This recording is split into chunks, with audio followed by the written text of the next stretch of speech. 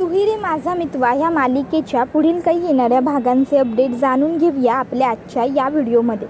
चला तर मग प्रेक्षकांनो सुरुवात करूया आपल्या आजच्या व्हिडिओला। तर आपण इथे पाहणार आहोत की कशा पद्धतीने आता ईश्वरी आणि अर्णव सात्विक फॅशन्स परत मिळवणार आणि नम्रता आकाशमध्ये खूप मोठ्या वादाची ठिणगी लागणार। तर दुसऱ्या बाजूला आता सौदामिनीला सुद्धा राकेश तिची खरी लायकी दाखवून देणार। आता नेमकं काय काय कसं घडतं या सर्व गोष्टींचे अपडेट आपल्या या व्हिडिओमध्ये पाहूया। तर आपण पाहिलंच आहे की इकडे ईश्वरी, अंजली, आकाश, मामा आणि शिर्के ह्या सगळ्यांनी मिळून अर्णवच्या आईचं जे मशीन होतं ते दुरुस्त केलं, ते अर्णवपर्यंत पोहोचवलं। त्यानंतर अर्णवने कपड्यांसाठी बॉक्स उघडला पण त्याच्यामध्ये चिंध्या निघाल्या, पण तरीही अर्णवने हिंमत न हारता त्या चिंध्यांपासून सुद्धा त्याचं काम करायला सुरुवात केली। अर्थात आता त्या सगळ्या चिंध्या असल्यामुळे अर्णवला ते सगळं स्टिच करायला खूप जास्त वेळ लागला, खूप कष्ट पडले, पण तरीही हार न मानता कंटिन्यू फास्ट मशीनवर काम केल्यानंतर त्याने ते सगळं स्टिच केलेलं असतं आणि त्यानंतर निकालही शेवटी त्यांच्याच बाजूने लागतो।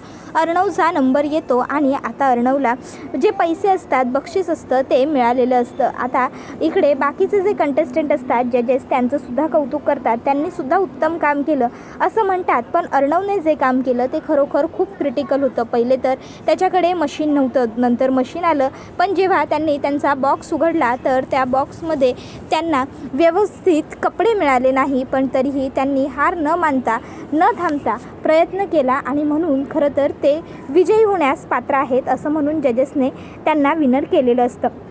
त्यानंतर मग आता इकडे अर्णव, ईश्वरी, घरातले बाकी सगळे नम्रताला वगळून खूप खुश असतात। तर इकडे आता जी इकडे लावण्याची आई सौदामिनी असते, तिला मात्र हे सगळं बघून खूप जास्त आश्चर्य वाटलेलं असतं।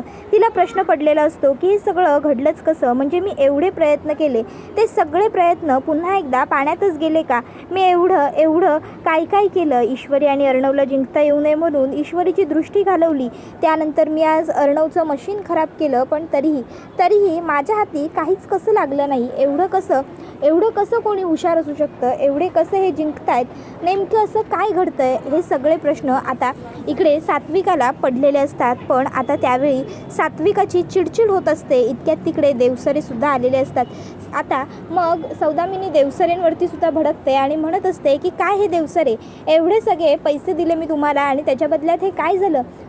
काय करून बसलात तुम्ही? हे अहो, ही ईश्वरी आणि हा अर्णव हे दोघं जिंकले, हे कसं शक्य झालं? तुम्हाला काही मॅनेजच करता आलं नाही का? मला कुठल्याही परिस्थितीत या दोघांना जिंकू द्यायचं नव्हतं। कोणीही जिंकलं असतं ना, कोणीही, तरी मला फरक पडला नसता। त्याबरोबर आता इकडे आकाश, मामा, अंजली व नम्रता, त्याचबरोबर सगळेच जण आजी वगैरे घरी चाललेले असताना ईश्वरी म्हणते, थांबा सगळ्यांनी, सर माफ करा, पण आपण हे बक्षिसाचे पैसे, हा चेक घरी घेऊन जायचा नाही आहे। त्याबरोबर अर्णव म्हणतो, मिस इंदौर काय बोलतेस हे? त्यावर ईश्वरी म्हणते, हो मी तेच बोलते जे योग्य आहे। अर्णव सर, हे बघा, खरं तर ही सगळी कॉम्पिटिशन वगैरे हे सगळं आपण फक्त आपलं सात्विक फॅशन वाचवण्यासाठीच करत होतो।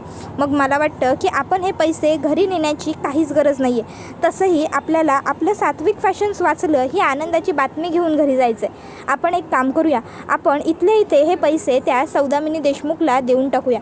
एकदा का हा चेक आपण तिच्या ताब्यात दिला की मग आपण पुढच्या फॉर्मॅलिटी पेपरवर्क करायला मोकळे होऊ। तसंही आपल्या हातात दिवस खूप कमी उरलेत आता।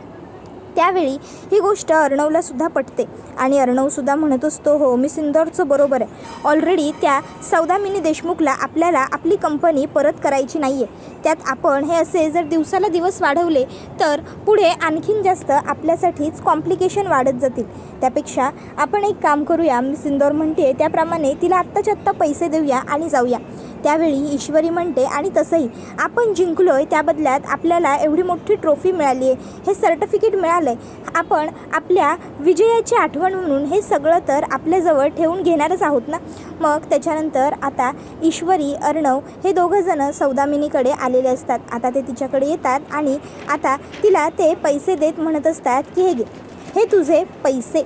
ईश्वरी म्हणते, खूप गर्व आला होता ना तुला की ही कंपनी मीच विकत घेणार, हे मी असं करणार, हे मी तसं करणार, पण कदाचित तू म्हण ऐकली नाही आहेस, म्हणून आज मी तुला सांगते, माझ्या तोंडून ऐक, गर्वाचं घर हे नेहमी खालीच असतं आणि तुझ्या बाबतीत तेच घडलं, गर्वाचं घर खाली उरलं। त्याबरोबर आता मात्र इकडे सौदामिनीला ईश्वरीच्या बोलण्यामुळे खूपच जास्त राग आलेला असतो. तर ईश्वरी म्हणत असते, राग आलाय ना, यायलाच हवा.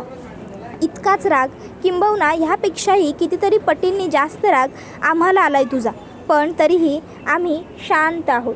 असो, हे घे, हे तुझे पैसे, आणि आजच्या नंतर आमच्या कंपनीकडे नजर वर करून बघण्याची सुद्धा हिंमत करू नकोस. आणि एक गोष्ट कायमस्वरूपासाठी लक्षात ठेव, जोपर्यंत ईश्वरी आणि अर्णव एकत्र आहेत ना, तोपर्यंत त्यांना हरवण्याची हिंमत कोणातच नाही आहे. त्याबरोबर अर्णव म्हणत असतो, किती किती काय काय केलं ना तुम्ही.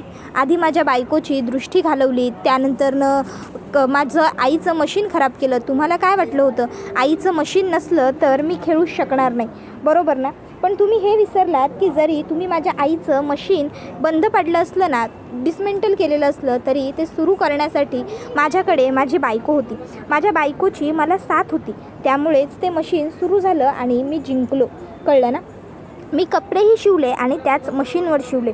त्यानंतर मग अर्णव देवसरेंकडे बघतो आणि देवसरेंनासुद्धा म्हणतो, आणि मिस्टर देवसरे, तुम्हीसुद्धा आम्ही जिंकू नये ह्यासाठी खूप प्रयत्न केले.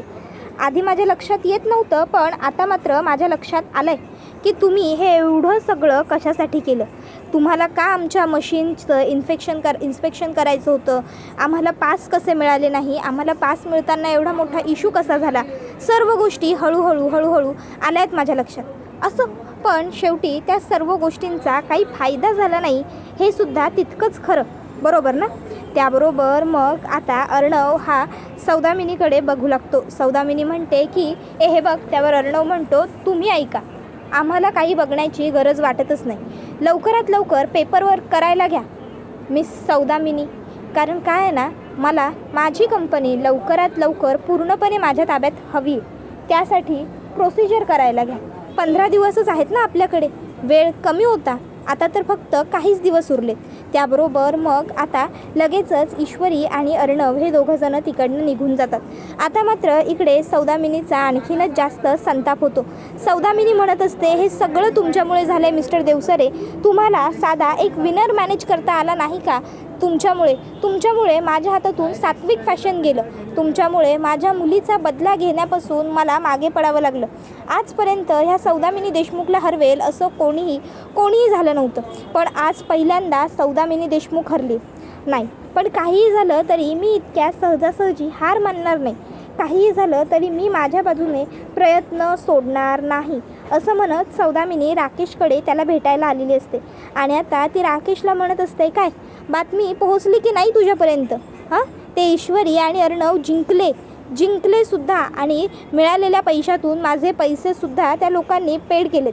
आता काय करायचं बोल तू. माझ्याकडे फुलप्रूफ प्लॅन आहे असं म्हणत होतास ना, कुठे आहे तुझा प्लॅन, काय केलंस त्या प्लॅनचं. त्याबरोबर राकेश म्हणत असतो, एक मिनिट, माझ्यावरती असा आवाज चढवून बोलायचं नाही आहे. माझ्यावरती आवाज चढवून बोललेलं मला आवडत नाही, लक्षात ठेवायचं. माझ्यावरती आवाज चढवून बोलण्याची हिंमत आजपर्यंत कोणीही केलेली नाही, आणि ती कोणी केली तर मला ते खपणारही नाही, समजलं ना. आणि तुलाच खूप माज होता ना गं, स्वतःच्या पैशावर, स्वतःच्या ओळखीवर. मी करेन सगळं, मी त्या ईश्वरी अर्णवला मी हरवेन असं करत होतीस ना. मग आता काय झालं, आता का आली शेवटी माझी मदत मागायला, लागलीच ना शेवटी माझी गरज. त्याबरोबर मग आता लगेचच इकडे ती म्हणत असते, हे बघ, मला जास्त शहाणपणा शिकवू नकोस, जेवढं विचारायला आली आहे तेवढं सांग, पुढे काय करायचं बोल लवकर. त्यावर राकेश म्हणतो की बिच्चारी, शेवटी माझ्याच मदतीसाठी आलीस ना. त्याबरोबर मग मात्र आता जेव्हा राकेश तिला चिडवायला लागतो, तेव्हा सौदामिनी आणखीन भडकते आणि राकेशची कॉलर पकडत राकेशला म्हणत असते, लायकीत राहायचा, माझ्यासमोर जास्त आवाज चढवायचा नाही. त्याबरोबर राकेश आता तिचा तो हात झिडकारतो आणि स्वतःची कॉलर सोडवून घेतो आणि म्हणू लागतो की माझ्याजवळ हा शहाणपणा करायचा नाही, माझ्याजवळ नाही चालणार, समजलं ना. ईश्वरी आणि अर्णवला तर हरवू शकली नाहीस, त्यांच्यासमोर तर तुझं काही टिकलं नाही, आणि इथे येऊन माझ्यासमोर आवाज वाढवतेस.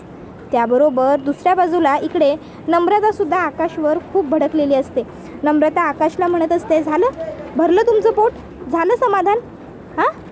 इशूला आणि जिजूंना जिंकवण्यासाठी आकाश तुम्ही स्वतःहून हरलाय. आकाश, काहीच गरज नव्हती तुम्हाला आपली स्पर्धा सोडून जाण्याची. जर तुम्ही तुमचा टेबल सोडून गेला नसतात ना तर हे सगळं काही घडलंच नसतं. आज आपण जिंकलो असतो, आपणही सात्विक फॅशन वाचवलंच असतं ना. पण नाही, तुम्हाला इशूला आणि जिजूंना जिंकू द्यायचं होतं, बरोबर ना. काय मिळालं तुम्हाला हे सगळं करून? आकाश म्हणत असतो, नम्रता प्लीज, काय फरक पडतो कोणी जिंकल्याने?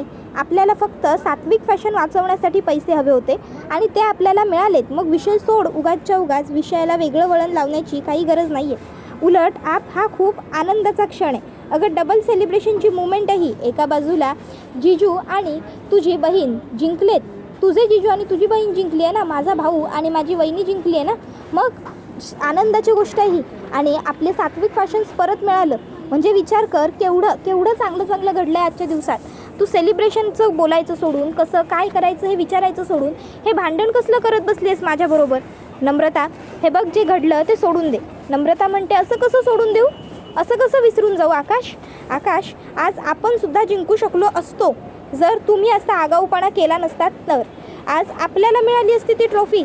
बघितलं ना, ती अँकर होती, ती काय म्हणत होती की तुम्ही सगळ्यात जास्त भारी चित्र काढलं होतं, म्हणजे तुम्ही सगळ्यात भारी शिवसुद्धा शकला असतात ना. पण नाही, तुम्ही काय केलं? मी सांगत असतानाही तुम्ही ऐन वेळेवरती जिजूंचं ते मशीन बघायला गेलात आणि त्याच्यामुळे काय घडलं तर त्याच्यामुळे आपण हरलो. कळतंय का तुम्हाला? आपण हरलो. आकाश, आता पुन्हा एकदा त्या घरात तुमची किंमत 0 आणि माझी किंमत मोलकरीण इतकीच उरणार आहे. आता ईश्वरी त्या घरावर राज्य करणार आणि मला मात्र तिचं ऐकून घ्यावं लागणार. आकाश म्हणतो, नम्रता, तुझ्याबरोबर बोलण्यात ना काही पॉईंटच नाही आहे. आणि तो तिकडनं थेट निघून जातो. त्यानंतर ती लोक घरी येतात. आता त्याबरोबर वल्लरीपर्यंत सुद्धा निकाल पोहोचलेलाच असतो. वल्लरी लगेच नम्रताला कॉल करते आणि टोमणे मारायला सुरुवात करते. कळलं का नेहमी ती ईश्वरी तुझ्या पुढे का जाते ते? तुला एवढी मदत केली, पहिला राऊंड तू जिंकावा ह्यासाठी तुला एवढा सोपा पदार्थ द्यायला लावला, त्या आयोजकांशी बोलून ठेवलं, तरी काही फरक पडलेला नाही आहे. तू जिंकली नाहीसच, पहिला राऊंड तर नाहीच, दुसराही नाही. त्यावर नम्रता म्हणते, 1 मिनिट आई, पहिल्या राऊंडमध्ये ईश्वरीच्या डोळ्यांना ती इजा झाली होती ना, म्हणून तिला जजेसने अर्धा मार्क एक्स्ट्रा दिला होता. आणि दुसऱ्या फेरीमध्ये मी नाही तर तुमचा मुलगा खेळणार होता.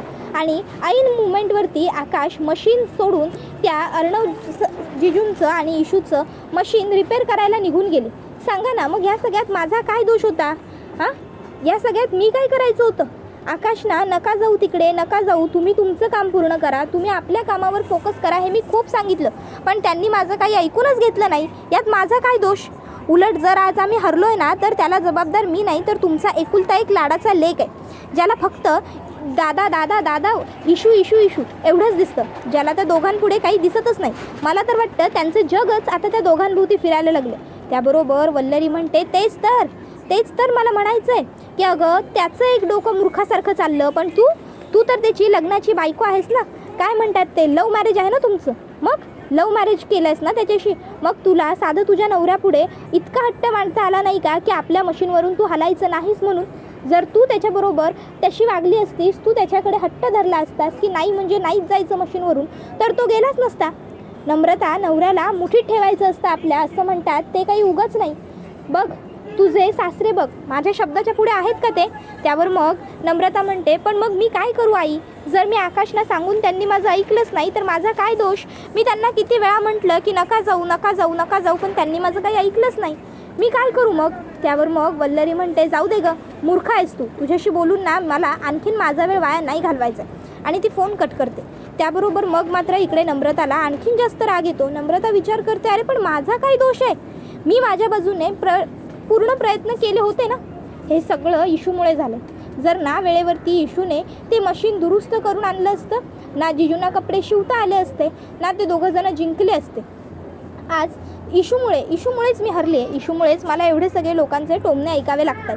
आणि त्यात आकाशने भर घातली. आकाशना काहीच गरज नव्हती स्वतःची मशीन सोडून तिकडे जाण्याची. जर आकाशने जिजूंची मशीन दुरुस्त करायला मदतच केली नसती ना तर इशूला ते काम जमलंच नसतं. आणि जर तिला ते जमलंच नसतं तर आकाशच जिंकले असते. त्याबरोबर आता हा व्हिडिओ इथेच संपतो. व्हिडिओ आवडला असेल तर व्हिडिओला लाईक करा, चॅनलवर नवीन असाल तर चॅनलला सबस्क्राईब करा आणि बेल आयकॉन आठवणीने प्रेस करा, जेणेकरून तुम्हाला पुढच्या प्रत्येक व्हिडिओचं नोटिफिकेशन मिळत जाईल आणि सर्व व्हिडिओंचा आनंद अगदी उत्तम पद्धतीने घेता येईल. आता सात्विक फॅशन्स तर परत मिळवलं ईश्वरी अर्णवने, पण आता लावण्याची आई बदला घेण्यासाठी आणखीन नवीन काही मार्ग काढणार का हे जाणून घेण्यासाठी आपल्या चॅनलबरोबर जोडलेले राहा. धन्यवाद.